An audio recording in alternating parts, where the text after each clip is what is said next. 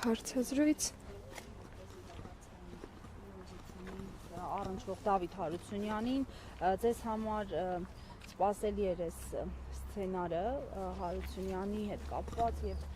Համբարձումյանի հետ կապված, Դավիթ Համբարձումյանի հետ կապված եւ ինչու իշխանությունները այսպես շտապեցին, իմպիչմենտն էր պատճառը, թե այլ պատճառներ կային։ Ակնհայտ է, որ այս իշխանությունները վախենում են ժողովրդավարությունից իրական։ Դավիթ Համբարձումյանը այն քիչ համայնքապետերից է, որ արդար ընտրությունների արդյունքում ընտրվել է եւ սիրված գործիչ է, եւ այս իշխանությունները ընտրություններից առաջ փորձելու են բոլոր ընտրված համայնքապետերի, քաղաքապետերի շուրջ վախի մթնոլորտ ձևավորել, նաև հասարակության շուրջ, նաև էջմիածնի ընտրություններից առաջ։ Սա ակնհայտ է, անսպասելի չէր, անսպասելի չէ այս իշխանությունների պահվածքը եւ անսպասելի չէ, որ այս իշխանությունները անցել են արդեն բռնապետական ավտորիտար գործողությունների։ Ինչու հիմա արեցին, որովհետև Դավիթ Հարությունյանը, Դավիթ Համբարձումյանը բոլորիս մոտ ենթագիտակցորեն գնաց, բայց որովհետև Դավիթ Համբարձումյանը այո, արցախցիների հանդեպ նաև ունի ընդգծված, հարգալից եւ ճիշտ վերաբերմունք, շուրջ 20,000 արցախցու Մասիս համայնքում ինքը օգնել է, աջակցել է, տեղավորել է։ Այդ մասին երեք հենց արցախցիներն էին նշում լրատվամիջոցների եզրությունում, ասում են պատճառը, որ նա չի համակերպվում իշխանությունների արցախահայաց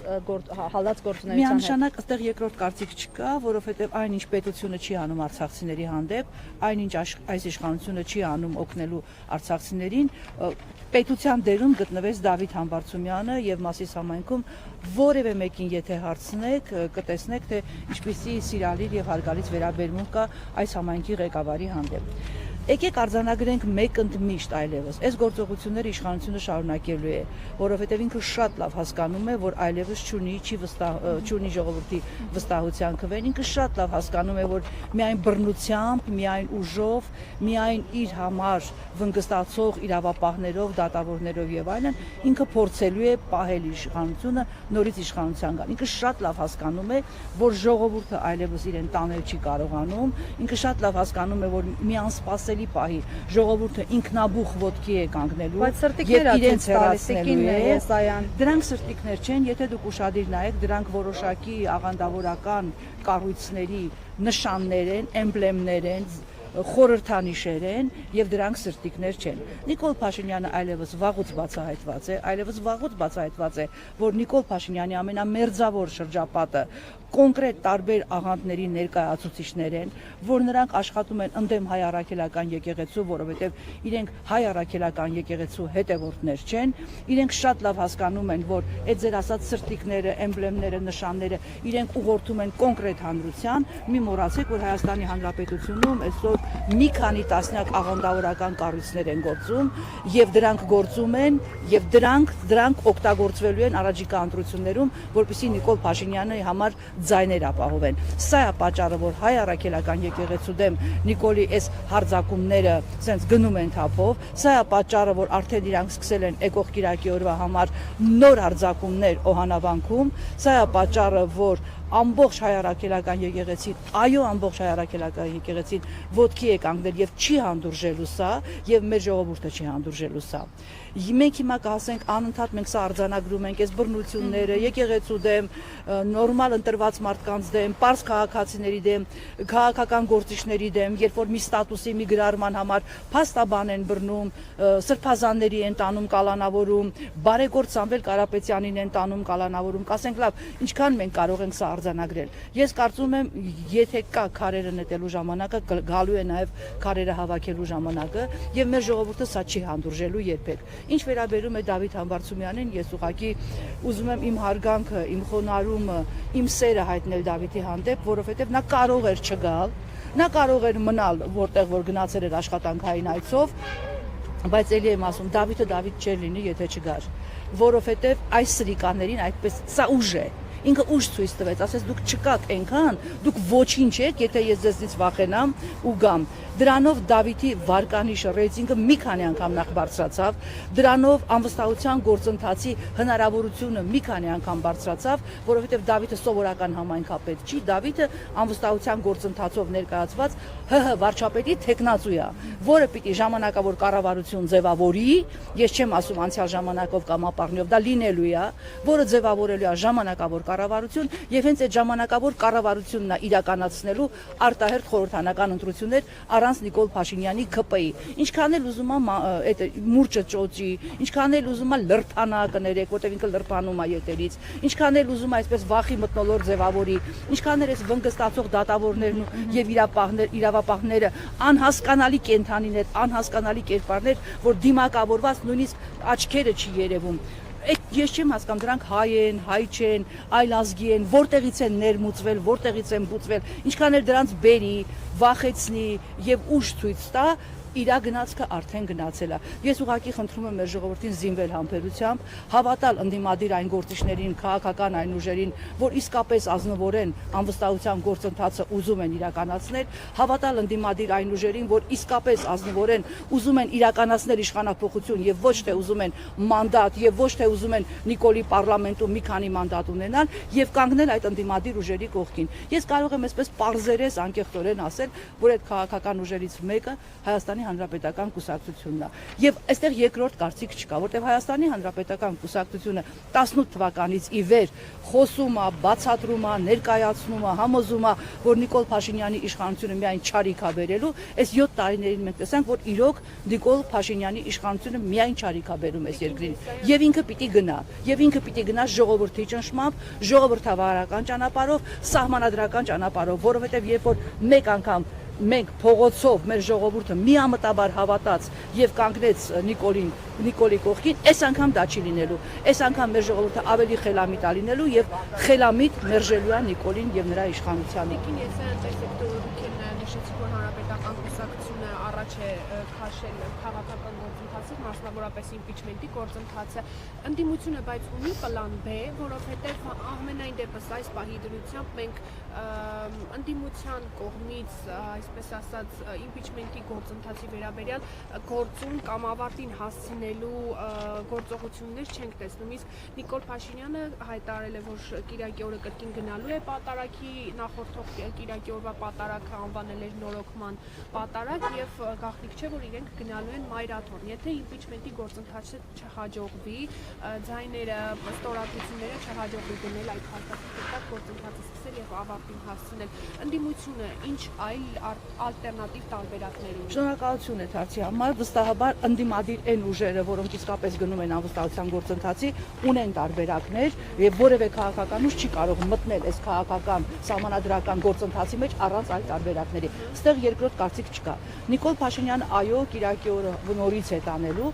իր ուզածը հետևյալն է, ինքը այնքան արդեն պարզունակ ու պրիմիտիվ է, որ արդեն բացահայտված է իր տրամադրությունը։ Ինքը ուզում է տանել քաղաքացիական բախումների, ինքը ուզում է մեր ժողովրդին տանել քաղաքացիական բախումների։ Նիկոլի սիրտը արյուն է ուզում, ինքը դա չի ստանալու, որտեղ ինքը գնալու է ընդդիմությունը այդ հնարավորությունը թվականին անարյուն եկանք իշխանության, իշխանափոխություն արեցինք, այնպես է հիմա ինքը գալաթ է անում նախ որ դա ասում է, որովհետև դա իր շնորհքը չի, որ իրենք 18 թվականին եկան առանց արյան իշխանության, դա Սերժ Սարգսյանի միայն ու միայն Սերժ Սարգսյանի շնորհքն է եւ իր հնարավորությունն է, որ այդ մարդը չգնաց բախումների, կարող է ինքը, չէ։ Մեզ հիմա անդադ մեղադրում են, ինչի չբռնեցիք, ինչի մի քանի հոգի ոչինչ, թող մի քանի հոգի էլ ասում են սպանվեին, բայց իշխանությանը չտայիք, բայց այն ժամանակ պատկերացրեք, եթե մենք գնայինք դրան, Սերժ Սարգսյանը գնար դրան, ինչ վայնասուներ բարձրանալու։ Եվ բացառապես Հանրապետական կուսակցության ու Սերժ Սարգսյանի շնորհիվ է, որ 18 թվականին մի կաթիլ արյուն անգամ չթափվեց։ Եվ ինքը միշտ ասում էր, չէ, որևէ իշխանություն չարժի, թեկուզ մեկ մարդու կյանք։ Մենք էլի դա չենք անելու, մենք գնալու ենք նորմալ իշխանափոխության եւ վստահաբար մեր կողքին կանգնած են տարբեր քաղաքական ուժեր։ Այդ ձեր նշած պլան B իհարկե գոյություն ունի։ Ես ուզում եմ շատ ուշադիր հետևեք առանց շատ փակագծեր բացելու Հայ Հեղափոխական Դաշնակցության որոշ հայտարարությունների եւ արտերկրում եւ Սփյուռքում եւ Հայաստանում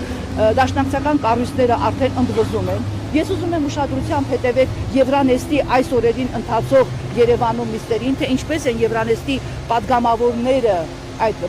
պատվիրակության ներկայացուցիչները արդեն մատ թափ տալիս Նիկոլ Փաշինյանի իշխանության եւ այս բռնաճնշումների վրա, երբ որ ասում են, որ քաղաքական հայացքների համար ստատուս գրելու համար չի կարելի մարդկանց բռնել ու այդքան վայրի ձևով գցել գետնին եւ տանել։ Ես ուզում եմ ուշադրություն դարձնեք նաեւ Գյումրիում տեղի ունեցողին, երբ որ 40-ից ավելի մարդու ուղակի բռնել տարել փակել են, նաեւ անչափահաս երեխեք կան, Գյումրին նույնպես արթնացած է, Գյումրին հասկանում է իր սխալները եւ Գյումրին նույնպես ոտքի ակամներու, ինչպես ամբողջ Հայաստանը։ Եվ այդ պլան B-երի մասին ես միշտ եմ ասում այս մասին, մենք եկեք այդքան միամիտ չգտնվենք, որ բոլոր փակագծերը բացած ներկայացնենք, մատուցենք այս իշխանությանը։ Վստահաբար ընդդիմությունը ունի քայլերի հերթականություն եւ դա իրականացնելու է, բայց որևէ մեկը հույս չունենա, թե ընդդիմության քայլերը լինելու են հակաժողովրդական կամ լինելու են արյունոտ կամ բան, հակառակը ընդդիմությունը գնալու է սահմանադրական ճանապարհով եւ այդ ճանապարհով մենք Նիկոլին հեռացնելու ենք։ Չի կարող չարը անվերջ լինել։ Եվ մենք դա անելու ենք, որտեղ հակառակը մեր երկրի կործանումն է։ Մեր ժողովուրդը սա արդեն հասկանում է։ Եվ եթե մի 10% Նիկոլ Փաշինյանը ունի համակիրներ այսպես կոչված, դա իր ադմինիստրատիվ ռեսուրսն է։ Դուք տեսաք, Օհանավանքում ինչ տեղի ունեցավ, մի քանի տիկնայք, որոնք հետո բացահայտվեց, որ դրանք կոնկրետ աղանդների ներկայացուցիչներ են։ Նրանք աշխատում են համայնքներում, նրանք աշխատում են քաղաքապետարաններում կամ կառավարության ինչ-ինչ օղակներում, բացահայտվեց, որ այդ կանայք այդ լրագրողներն են անում 4-րդ իշխանությունն անում, ես ինքս նայում եմ եւ լրատվամիջոցներից եմ դա տեսնում, որ դրանք այս կամ այն աղանդի ներկայացուցիչ են։ Հիմա իր հույսը այդ աղանդներն են։ Իր հույսը այդ աղանդներն են։ Հայ ժողովուրդը ճակատագրական ընտրության առաջ է։ Այսօր հայ ժողովուրդը պիտի բացատրի, պիտի ապացուցի, որ ինքը ավելի ուժեղ է, ավելի ճիշտ է, քան որևէ բաշի բոզուկ եւ որևէ աղանդավոր։ Մենք պիտի հաղթենք Նիկոլին եւ հաղթելու ենք վստահաբար։ Խնդրում եմ չկասկածեք։ Պարզապես մենք պետք է լինենք միասնական։ Պարզապես ընդդիմության են թևերը, որ միացել են անվստահության գործընթացին, պիտի այսպես չնստեն սպասեն, որ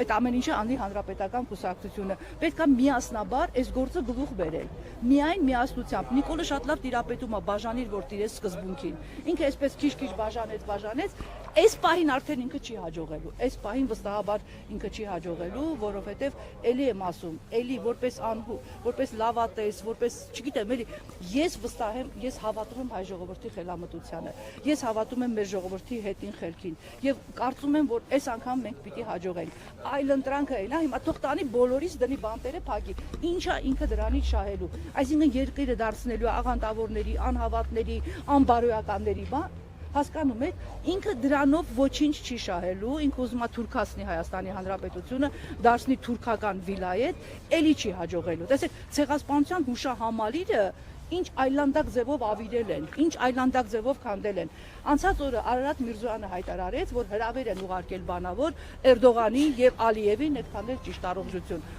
Այս վերջերս ես անդադ մի բան ասում եմ, դու պրոշտում ես, զգում ես։ Հա, լրիվ հաստատում է։ Հիշում եք Արարատ Միրզոյանը ազգային ժողովում հայտարարեց, որ հրավեր են ուղարկել Էրդողանի եւ Ալիևին բանավոր հրավեր, որ գա ինքը Հայաստան։ Նայեք ցեղասպանության հուշահամալիրի վիճակը։ Այս սրանք ամեն ինչ անում են, որ կզեն, որ ցույց տան, որ այդ իրանց պապաների ուզածները ամեն ինչ անելու են, որ իրանք ուղակի սենց երևի նամազել կարող անեն հանկարծ, որ իրանց խնդրեն։ Այս ամեն ինչը ուղակի սրա վերջը պետքա տրվի։ Ես հավատում եմ, որ սրա վերջը տրվելու է։ Էլի եմ ասում, ընդդիմությունը գնալու է սահմանադրական ճանապարհով, օրինական ճանապարհով եւ օրինական ճանապարհով այս իշխանազավներին հեռացնելու է իշխանությունից։ Շնորհակալ